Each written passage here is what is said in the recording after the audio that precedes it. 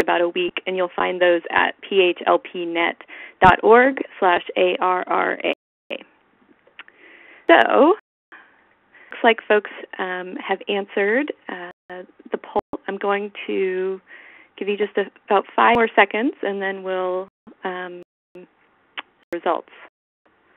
Continue to send in questions if you have any after Maris's presentation. All right, close up the poll. So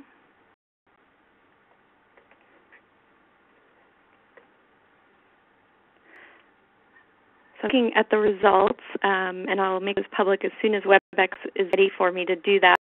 It looks like the majority of most people are from local health departments. And then, 1 second.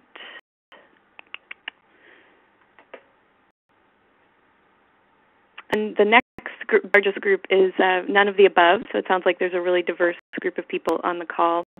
And then we have community partner organizations, and the final category is state health departments. So you'll be able to see those results now. And it looks like most people are thinking about working on nutrition and physical activity, followed by both nutrition and physical activity and tobacco, and then a small group of people are planning to work on tobacco policy. So next we have 2 presentations by program directors in our 2 specialty areas. First, we'll hear from Leslie Zellers, who is the legal director of our tobacco control program. And then after her presentation, which will include details about the history of that work at PHLP and our current offerings as they map onto the MAPS framework from the CDC.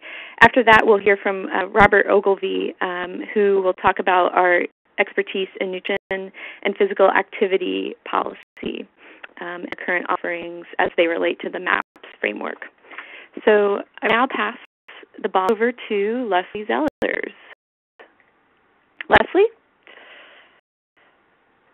Chris, can you hear me? I think you need to unmute me. You're unmuted. Go ahead. Great. Good evening, everyone, and good afternoon to our East Coast folks. I'm Leslie Zellers, as Christine mentioned, and I'm going to talk to you a little bit about our expertise and experience in tobacco control. Public health law and policy has been working on tobacco control policy for more than a dozen years, primarily in California. We've been an integral part of the California Tobacco Control Program, working with both local and the state health department here to help communities adopt tobacco control policies on a wide variety of areas, and I'll talk a little bit about that in a moment. So I want to just talk to you a little bit about the evolution of tobacco control work and how that's informed PHLP's expertise in this area. In California in 1998, it's when the state adopted smoke-free bar law. So this is what bars used to look like in California and may still look like in some other states in the country. At the time, this was an extremely radical change. People thought that bars would go out of business, that people would not be able to drink without smoking. But in fact, this has not only remained level, but improved in many areas based on what the research has shown. And the smoke-free law really paved the way for additional work in creating smoke-free areas throughout California. So public law and policy has helped communities adopt laws, write language, and implement laws in a wide variety of areas to protect people from secondhand smoke.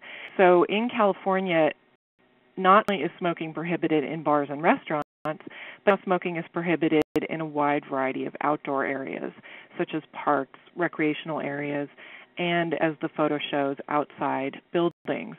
So TALC has a number, I'm also going to use the acronym TALC because that's what we're known by in California.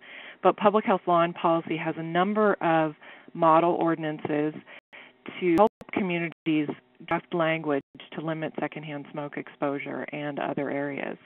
Another issue that's changed a lot in the past dozen years is the face of tobacco advertising and marketing in the country. In the late 90s, there were tobacco billboards in the United States. And in 1998, the Master Settlement Agreement was adopted with the major tobacco companies, which eliminated tobacco advertising on billboards. And around that same time, in the late 90s, public health law and policy was helping about 30 communities adopt local laws to eliminate tobacco advertising in their community until the Supreme Court put a halt to that. And as a result of tobacco billboards being eliminated, we started to see a lot more counter advertising. California has an extremely effective media campaign that's on not only print advertising, but we have a lot of television commercials that look at the tobacco industry's influence and how to counter that, as well as cessation efforts. And so the face of tobacco advertising and marketing has changed a lot, and public health law and policy has evolved with that in terms of the specific issue areas that communities want to look at. Secondhand smoke is still very crucial for many communities as kind of a building block for an effective tobacco control policy. And then we've also developed tools in a number of different areas that look at the retail outlet and tobacco marketing. So what I want to talk to you about now is, given MAPS framework, which is the acronym that the ARRA funding uses, MAPPS, I'm going to talk to you a little bit about some of the resources we have available within these different areas. So you may be right now trying to figure out which policies you want to focus on for your ARRA application. And this is intended to help you know what tools are out there in terms of models and basic information that you could then focus on these policies and then work with us when you're successful in getting the funding. So under the category of media, one of the things that communities may want to do is do counter advertising, like the billboard I just showed, in terms of public media on television and print ads, in terms of what communities need to see. And another thing that communities may be looking at is limiting tobacco sponsorship. So this is something that the new federal law giving the Food and Drug Administration authority to regulate tobacco has a number of restrictions limiting tobacco sales, marketing, and advertising. And public health law and policy has been following this issue closely. In fact, we did a webinar a couple weeks ago about the scope of the new FDA law and what areas that leaves open for communities if they want to adopt additional policies to either supplement or complement the FDA law. So things communities may be looking at is brand sponsorship of events. The FDA law prohibits sponsorship in the brand name, but as you can see, this sign is the corporate name sponsorship, so U.S. Smokeless Tobacco Company. The name of the company has smokeless and tobacco in it, but under the FDA law, that kind of advertising is still allowed. So then that we have some model policies on that we could help you with and adapt those for the kinds of sponsorship that you're seeing in your community. To the next area, which is access, the way the MAPS framework sets this up, there are a number of different issues that fall under access. Some have to do with the retail outlet. So you can see here that the tobacco is available. Not only can you just grab the cigarettes yourself, but they're marketed prominently next to stuffed animals, which are obviously appealing to kids. Some of the things that communities in California have done, and this is something other communities are looking at, is to prohibit self-service tobacco displays. The FDA law eliminates this except in adult-only areas, so this is something that a community could very effectively eliminate. And again, we have model language on this that we could adapt to your community. Issue within the area of access is tobacco retailer licensing. All of the states in the country have a law prohibiting the sale of tobacco products to minors, but these laws are not universally enforced. So a tool that we've looked at in California, both on the local and the state level, is for retailers to require a license to sell tobacco products. And if they violate any local, state, or federal law, the license can be suspended. So in case if the retailer sells tobacco to a minor, which violates the state law here, then their tobacco license can be suspended for up to 30 days, depending on the ordinance, which we found has proven to be a much greater deterrent than some of the fines that are in the state law.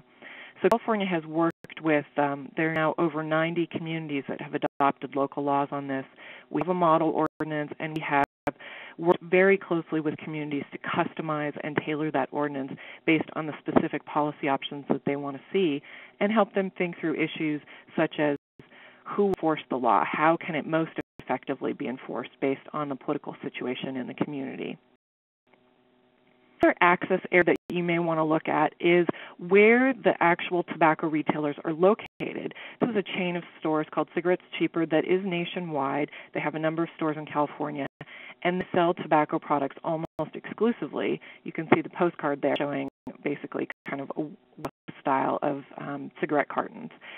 And one of the things that communities are looking at is restricting the location of new tobacco retailers. So you may not want tobacco retailers to open down the street from a school or a playground, so you can do things based on location. Some communities are also looking at density, taking a page from the alcohol framework, which is only a certain number of tobacco retailers given a certain population density. So this is primarily a tool for tobacco retailers that have not yet opened in your community. It is also possible to apply them to existing retailers, but you face additional political and legal hurdles. And we have a model ordinance on this issue, and we've adapted this for communities. Christine, I am losing my internet connection, so if my slides don't forward, if you could forward them for me. I'm going to move to the next slide, which is secondhand smoke. So again, this falls under the category of access. In California and in other states, prohibiting reducing exposure to secondhand smoke is one of the most effective tobacco control policies that communities can adopt. Not only does it protect the bystanders, but also reduces tobacco use by the smokers, because if there are fewer places available for them to smoke, they're much more likely to quit. So we have a lot of experience in California with a statewide law that prohibits smoking in most indoor workplaces and including bars for the last 10 or 12 years. And we've also broadened that. A lot of communities are looking at restricting exposure in outdoor areas. Outdoor dining areas is very popular. Events such as farmers markets or community fairs. And the most current issue that communities are looking at in California is smoke-free apartment buildings. Either in the outdoor common areas, we have a pool here, so prohibiting smoking in places where all of the residents visit, or even prohibiting smoking within individual apartments. Granted, this is not something that most communities outside of California are necessarily going to be interested in at this point, which is absolutely appropriate. I think if communities want to start with smoke-free workplaces, that makes a lot more sense. Public Health Law and Policy has experience working directly with not only local health departments to help craft this language, but in California, the city of Belmont, which is a suburb of the San Francisco Bay Area, was the first city in the country to adopt a local law to prohibit smoking in apartment buildings. And we worked closely with the city attorney to help craft that language for what the community wanted. To the next slide, which also brings us to the next area in the MAPS framework. The first P under MAPS stands for point of purchase and promotion. So one area that's getting a lot of current attention is requiring a warning in the marketplace to show you how dangerous smoking can be. This is something that the New York City Board of Health recently adopted a regulation on. So the idea is you go into your local convenience store, and in addition to seeing the tobacco advertising that confronts you at the counter, you're also going to see a message that shows you how dangerous smoking or smokeless tobacco use is. So this is something that communities may want to look at as a countermeasure. It actually falls under the point of purchase promotion area. Another strategy that could be useful in this area is trying to eliminate how the tobacco product is used as advertising. As I mentioned, there are legal restrictions on how communities can directly regulate tobacco advertising and marketing, but one strategy that we've gotten interest in is requiring that the tobacco be shelved behind an opaque container. So go into, again, your local convenience store, and they have the cigarettes behind the counter. They're often behind the clerk sort of a full wall that in a way acts as advertising because, as you can see, the tobacco products are face forward. Now, new FDA law does require graphic warnings to cover a significant percentage of the cigarette packs, but that won't take effect for a little while. So a strategy that we have started to work with some communities on is to require that the tobacco be put behind an opaque container. So I go up to the counter and I would say I want a pack of Marlboro Lights, and then they would go behind the bearer to get that for me. So something we can help you with language on. Another area that is something communities have really had a lot of interest in is limiting tobacco sampling, which is giving away free or low-cost cigarettes, tobacco products, coupons in the community. This happens in a number of different ways. You can see the Skull Zone banner. That's actually a tent at a Nevada event where you go in to the tent and then you can get free smokeless tobacco products. The right-hand photo shows people at a bar, which is a really popular marketing strategy of the tobacco industry now, to give away tobacco products in areas where only adults are. The new FDA law places some limits on tobacco sampling, but there are significant loopholes that communities are interested in closing. We have worked closely with communities on this. There's a community in California called Chico, which is a village town a couple hours north of Sacramento, and they are a somewhat rural community, and they had a lot of tobacco industry-sponsored events giving out smokeless tobacco in conjunction with their local rodeo. Not only did they have a tent at the rodeo, but the local bar would have events, and even fraternities and sororities had parties that were sponsored by the tobacco industry, and they gave away free tobacco. So public law and policy worked with that community to help them craft an ordinance to specifically eliminate the kinds of sampling that they were having in their community. The last strategy I'm going to talk about follows the last P in the MAP strategy, which is price. So the city of San Francisco in California has adopted a fee, a mitigation fee, which is basically, the idea is that if a particular company causes harm, like a tobacco company, then they should have to pay a fee in order to mitigate that harm. And so the idea behind the San Francisco law is that the fee goes to litter collection, because cigarette butts are a significant percentage of litter in a community. And so the tobacco industry or distributors, depending how you set it up, are charged a mitigation fee to help ameliorate the harms that they've caused.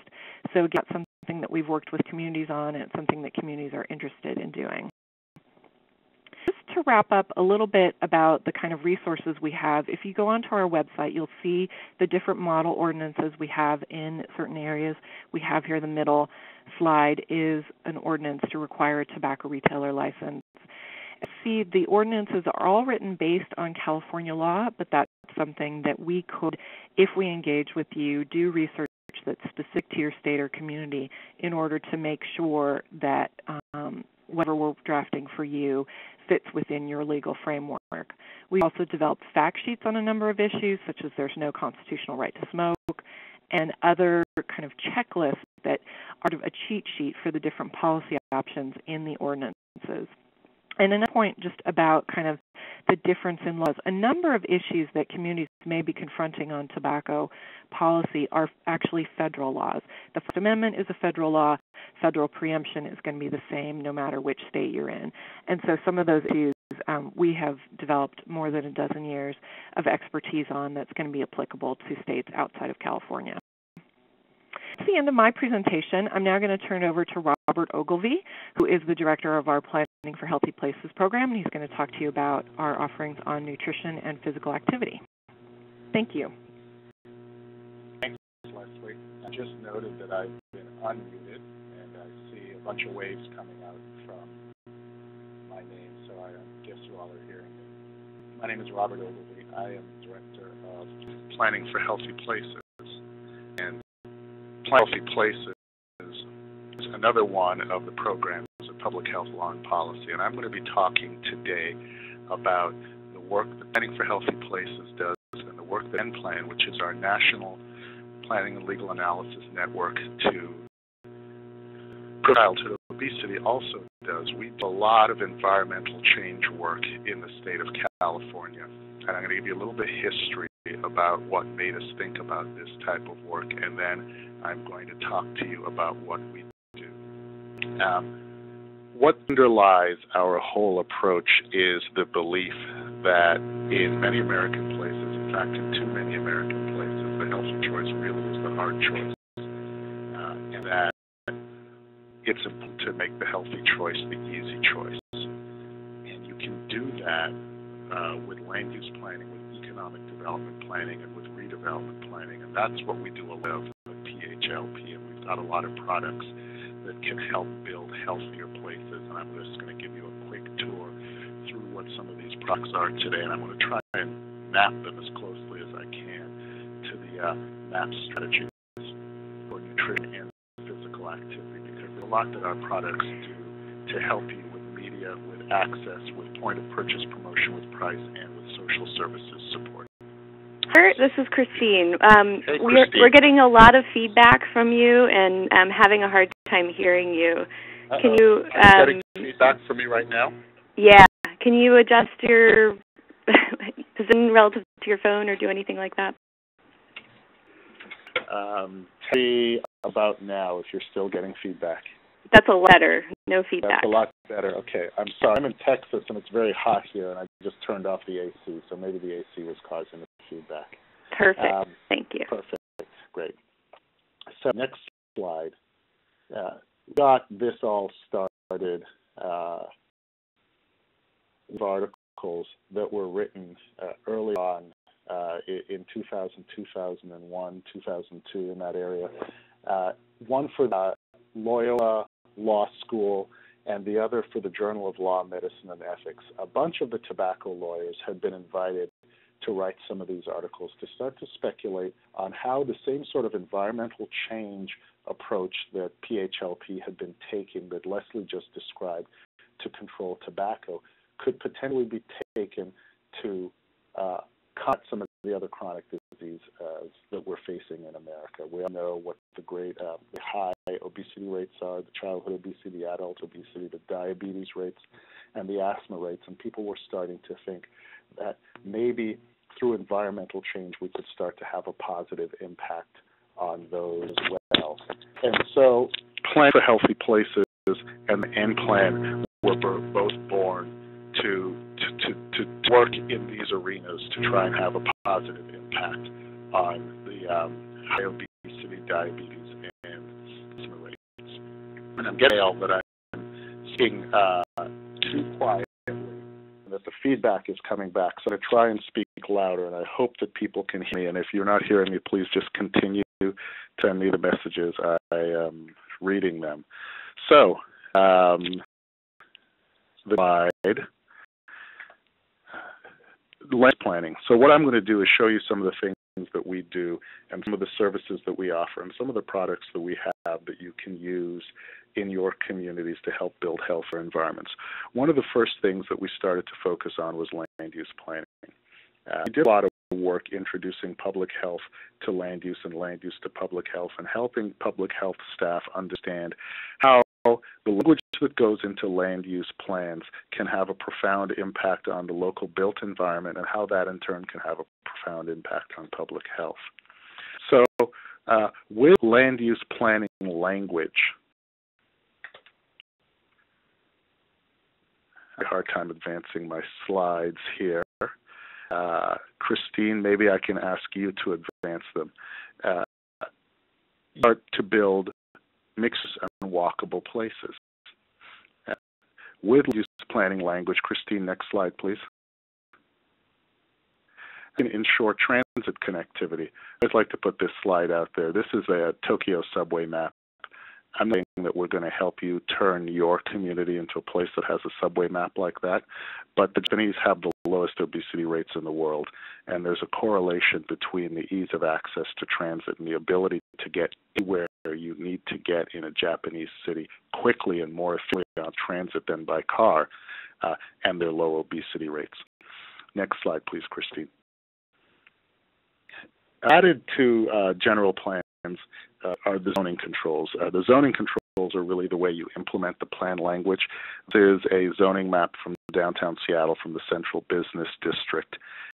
zoning controls are critical for impacting exactly what a place looks like and what's in place, how dense it is, and what the look and feel of the place is like. And all of those things are really important if you really want to encourage people to walk.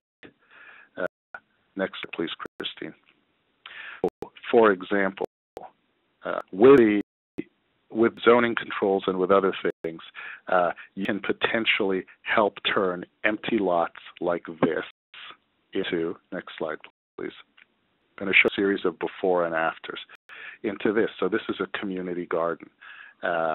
We're starting to see people write language, and we're doing this in a number of places in California, and this is happening in other parts of the country as well, into general plans and into zoning codes, to require a certain amount of community gardens per every 1,000 or every 2,500 residents. I think in Seattle it's every 2,500 residents, and to allow for this type of use within residential areas, because commonly not allowed to, if it's a single-use residential area, you're only allowed to have residences. So now people are starting to rewrite the zoning codes to allow for gardens.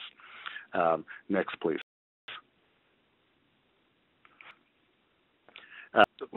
Our National Policy and Legal Analysis Network to Prevent Childhood Obesity NPLAN has put a lot of documents, two examples, establishing land use protections for community gardens. In a lot of places, the community gardens, like the one I just showed you, have been sort of guerrilla gardens. People have been reclaiming unused places. What plan has done is created language that can be put into general plans and elsewhere to actually protect those gardens for the long term so they remain as community gardens. I've got fact sheets for advocates on how to establish protections for the community gardens. So I think what's really important here to know is that we've got products and sheets that are sort of for the introductory level for the people who are not as expert in the field, but then we also have the real solid legal documents that Maris mentioned earlier that the city attorney can use and that will withstand legal muster and that can go into the general plan or into other places to safeguard these sort of healthy uses over the long term. Next slide, please. A particular interest of mine and of our Planning for Healthy Places staff is helping people in underserved neighborhoods get access to the recreational facilities that are already there. A lot of places around this country are underserved in terms of their recreational facilities. And one thing that we and others have found is, you know, we want to build parks. It's important to build parks, but a lot of places that do not have parks have schools right now. Unfortunately, too many of those schools are like this one in Fairmead, where you see after 4 o'clock, the end of business hours, the school is closed and kids don't have access to the rec facilities that are on the school grounds. When I was a kid, I used to hop the fence, and that's the way I dealt with that sort of situation. But increasingly, kids are being prohibited from doing that, or at least being scared away. And as you see the sign saying violators may be subject to arrest. Next slide, please.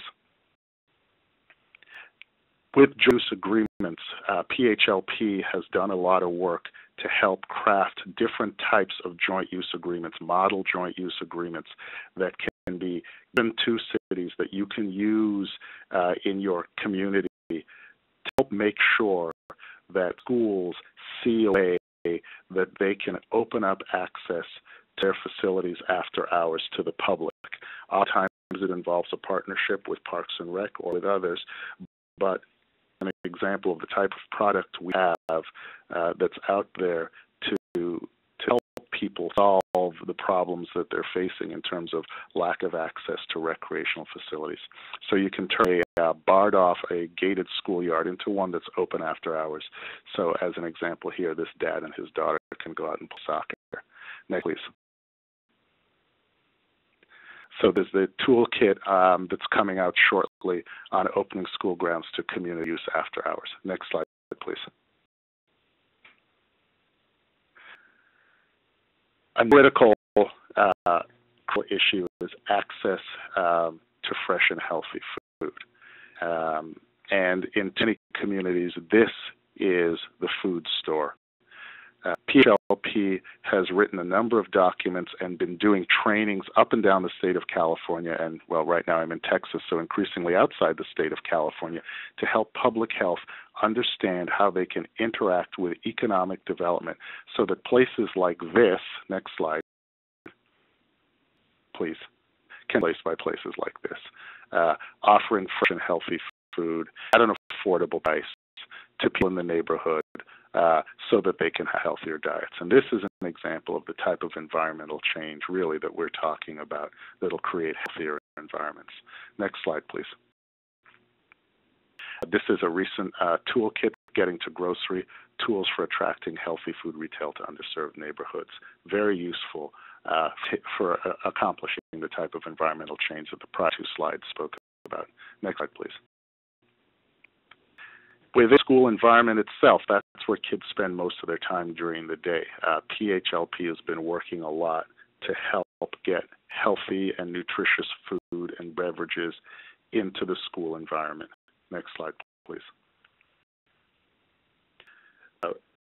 It's enough, as we have found out, to just get the fresh and healthy food into the school environment. Often, the unhealthy food will just set up right across the street from the school.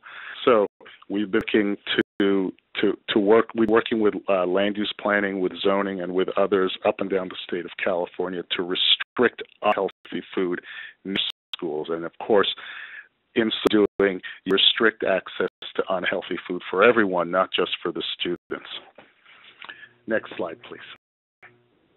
A sample of some of the products that we have. Again, they're available online for you to use, and they're at different levels. And some of them are at the more introductory levels, but we also have the legal analyses at the more sophisticated levels that you can then bring to the city attorney or to others to help them craft specific language for your locality. Next slide, please. A lot of the neighborhoods that we work in, and a lot of the neighborhoods that are really the hardest hit into the health disparities and the poor health outcomes, are those that redevelopment agencies work in, those that are formerly industrial, sort of decaying urban spaces. At Public Health Law and Policy, we work closely with redevelopment, and we've been working hard to connect public health to redevelopment up and down the state of California, with an eye toward helping everyone understand that there are ways to reuse and reclaim decayed urban spaces to make them healthier. Redevelopment agencies can do a lot to build healthy infrastructure, to build walking paths, to build biking paths, to rebuilding streets so that they're complete streets, not just for cars, but that they're for bicycles and pedestrians as well. To build parks in underserved neighborhoods. Redevelopment agencies can attract grocery to underserved neighborhoods. Redevelopment agencies can help build low-income housing and bring amenities into low-income neighborhoods that are not there currently. And it's very important for public health to understand that, and public health to understand how they can work with redevelopment as well as with economic development and planning for all of these MAP strategies. And we are here and happy to help you. Next slide, please. Again, this is one of our toolkits. This is a toolkit on economic development and redevelopment. Next slide, please. At this point, I will pass it back to Maris, Eve, as she will talk about the PHLP cycle of policy development and how PHLP can work with your community in a number of different ways. Actually, this is Christine. I'm going to take it back for a few minutes. Thank you, Robert. I'm going to mute you now. We've gotten a few questions, and I just want to see those before we move on. So we got one question from a community that is thinking about regulating e-cigarettes and other non-tobacco nicotine products that are not approved by the FDA for cessation. And they want to know, would this be considered inappropriate for the CDC ARRA grant, since it's not actually, not technically tobacco? So, Lee, I'm going to unmute you. Thanks, Christine. Well, I would say, first of all, that I'm not the determinator. I can't determine what the CDC will approve or not. So it may be something that you want to bring up with them. But my understanding is that the CDC has said that they would consider strategies that are not specifically listed in MAPS framework so long as you provide a strong public health justification. So I think that based on how prevalent e-cigarettes are becoming, you could definitely try to make the case that people are confused by them, that people may be using them instead of, it may lure youth in instead of smoking, and it may have negative public health consequences for the broader public health rather than individuals. So I think if it's an issue you want to work on, you can try to make the case. And then also, if you are a local community, I think that this would just be one of the different MAP strategies, because you'll need a couple different strategies. And so it may be that if you have other strictly tobacco strategies, that will help balance that out. All right. Thank you. The next question I'm going to pass to Robert. And this person says, but we love our cars. How can we address this? So I think the question there is, can you speak a little bit more, Robert, about how we can use policy change to encourage more active transit? Go ahead. Great. And to whoever the questioner was, I love my car too. But we try to do in our work with policy changes, create environments so that you're not dependent on your car for everything. There's of times when you're going to need to drive, or you're going to want to drive to various places. We want to create places where kids can get to school, or you can get to the grocery store, or you can even potentially get to work without having to use your car. Half an hour a day of physical activity is the goal that a lot of doctors talk about. And if we create places in which people can get that physical activity as part of their everyday life, getting to work, getting to school, picking up the groceries, I think we'll have made a huge step in the right direction, and we still will not have eliminated your car. And there's actually one more question for you, Robert. Could you speak to closed campus policies for schools and how those can help improve nutrition for students? Well, I would imagine if you've got a closed campus policy and you've policy for healthy food on the campus, helping to improve nutrition by restricting access to the unhealthy food. So I think you want to make sure that those two policies go hand in hand. If you're going to do the closed campus, you've got to make sure that you've got the sugar-sweetened beverages out of the vending machine. You want to make sure that you've got the healthy food at the cafeteria, and then you will have created a healthy environment and restricted the students to that environment. All right, thank you. Next, we're doing a few more questions, and we'll take more of those towards the end of the call. But next, I'm going to pass back to Maris, who will tell you more about budgeting for PHLP services. Thanks, Christine. I just wanted to comment on the question we got about, we love our cars. One thing that we notice in our strategies, particularly the land use strategies, that if you address obesity prevention through land use and have more transit-oriented or active transit-oriented communities, you're addressing a whole bunch of different public health problems. And think about all the work that's about to go on across on climate change issues. So you're addressing not only obesity prevention, but climate change and asthma prevention and mental health issues, because there'll be less social isolation, and community violence, because people will be using their communities rather than hiding behind closed doors in their homes. So there's co-benefits from all of this, public health co-benefits that are extremely powerful in a chronic disease, an integrated chronic disease approach. And I just want to emphasize that kind of at every step of the way here, that these aren't in isolation and aren't necessarily unique to just obesity prevention. So that's kind of background. But go on to this cycle of policy development. I showed this before. I just want to re-emphasize emphasize again and encourage you to click on the website. As you can see, we convene experts, we assess local legal and policy needs, and develop state-specific research memorandum and customize model policies to local needs. So everything that's on our website is available for you right now. And again, we thank our funders for these. This wouldn't be possible without tremendous support from our funders. This can arise, well, why do you need PHLP to work on any of this? And the truth is, if you have city attorney, county council, state council that are well-versed in public health issues, they have a tremendous starting place for everything that's on the web. But we know that most communities in this country do not have attorneys or policy experts, policy know-how dedicated to public health issues. Most communities, most health departments are winging it on their own.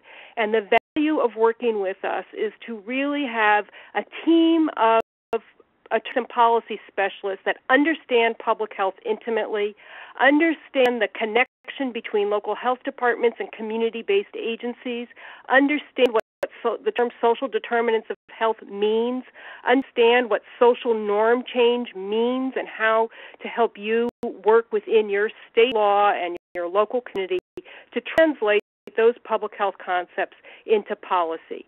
So that's the added benefit. If you've got that wired in your state or your locality, you're good to go, and you're welcome to use our resources right now. If you don't, and our understanding is most places do not, we would encourage you to work with us so that we can tailor our work. So much of what you've seen has been California specific because our funding has been California specific, but it could be tailored to your state law and to your local conditions, and very, very readily. What we recommend is that when you look at your budgets, that there's an estimated budget that you build into your grant proposal to the Centers for Disease Control. These are guidelines. I'm going to talk a little bit more about that. We know exactly who is going to be approved on CDC, or if you ask for $20 million because you're a huge urban center, you might only get 10. And so we're not going to be able to give you specific budget estimates at this stage, but what we've done is develop some tools. Here's a general guideline, and on the same website you'll see this, budgeting for PHLP services, and go through the 7 stages of policy change, explain them from a budgetary point of view, and give you some ranges of what to put in your grant application. We recommend that you go to the high range, and then we could ratchet things back. A couple of examples of how funds could be saved is that if there's more than one agency within a state working on similar policy goals, we don't need to research the state-specific laws twice. We'll do that once, and you'll have some cost savings. Or if a local agency is funded to do both tobacco control and nutrition and physical activity, we'll find some administrative cost savings and be able to save some resources then. So we will work with you one-on-one after you've received the go-ahead from CDC, after you've been awarded, to make sure that our services meet your specific needs. And I just want to be clear about is that public health law and policy does not form an attorney-client relationship with anyone. We have no formal clients the way traditional lawyers would. We are very able and skilled at working with your local attorney to bring him or her up to speed on the issues, explain our legal research and work and legal memorandums so that your local or state attorney has the confidence in the work. But we will not be your attorneys if you come to us for legal work. We will give you all the best research, but we provide legal education and legal technical assistance, not legal advice. And I just want to be clear on that.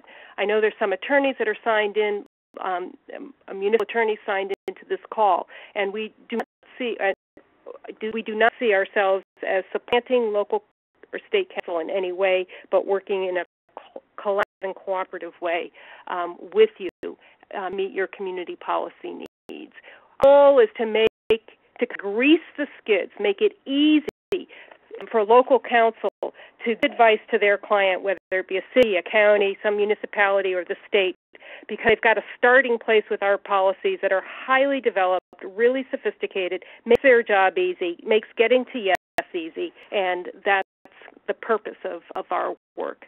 We'll end there. Here's contact information. If you have questions after this webinar that you want to shoot to us, you are welcome to email us at info@phlp.org or give us a jingle, and we'll do our best to work with you over the next few weeks as you put your proposals together.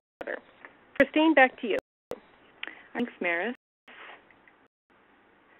We've gotten lots more questions, so we'll take a few more before we wrap up. The first one is the Attorney General in my state has resisted making involuntary exposure to secondhand smoke assistance in communities. Do you have ideas about other legal bases for offering folks a remedy via state statute? So that question we'll send over to Leslie. Thanks, Christine. A couple ideas, and also if we work with you, we would have more specific information based on the context of what's already happened in your state. But if passed a law at the state level to prohibit smoking in a certain place, then that can be the legal remedy in and of itself. So you don't even need to rely on nuisance. If smoking is against the law and someone is smoking there, then you can cite them for violating the law. If that's not realistic, then you don't actually need to separately declare secondhand smoke to be a nuisance. There are usually general nuisance statutes in each state saying that certain things are already considered a nuisance. And so a person, if they're exposed to secondhand smoke, could theoretically, depending on the laws of your state, bring that person to court, bring the smoker to court, and say that they're being exposed and harmed. It's just much harder to prove. You're talking specifically about the apartment or condominium situation. Another approach that we've had some communities be interested in California is disclosure, so that if I want to rent an apartment building, then I can know going in which apartments allow smoking, so I can make a more informed choice about where I want to live, which will hopefully over time reduce the odds that these kinds of claims come up. We also have a fact sheet on our website that talks about legal options for tenants who are affected by drifting secondhand smoke. Again, it's based on California law, but there are usually some common law remedies that apply to all renters that may be applicable in this situation. All right. Thank you. The next question regarding partnerships with fast food restaurants and communities to offer healthier choices. And I'll take that one. We are currently researching and planning to put together a healthy restaurant certification kit that would offer guidance to health departments that want to partner and create a really strong restaurant certification program that would ensure that restaurants in their community are offering healthier options and making sure that consumers of those restaurants actually know which options those are. In addition to that, we currently have a couple of model policies that are not punitive, but do encourage and require fast food restaurants in particular to make healthier choices available. So those are our menu labeling ordinance, which require calorie disclosure, and then our nutrition information for fast food restaurants, and a toy giveaway ordinance, which requires fast food restaurants to only provide toys for children in healthy meals or healthy children's meals. And it defines a nutrition standard that we developed in collaboration with a group of nutrition experts here in California. So those are just a few ideas of directions that you could take partnership and encouragement of fast food restaurants to offer healthy options. The next question I'm going to send out to Maris, and it relates to menu labeling and the fact that there is a menu labeling bill pending at the federal level, and that would affect localities' plans to pass their own menu labeling ordinances. So I think the question in there related to the ARRA funding is how can NPLAN's legal research help state and localities navigate that landscape? Yes, thanks. That's true. The Health Reform Act does have national standards for menu labeling.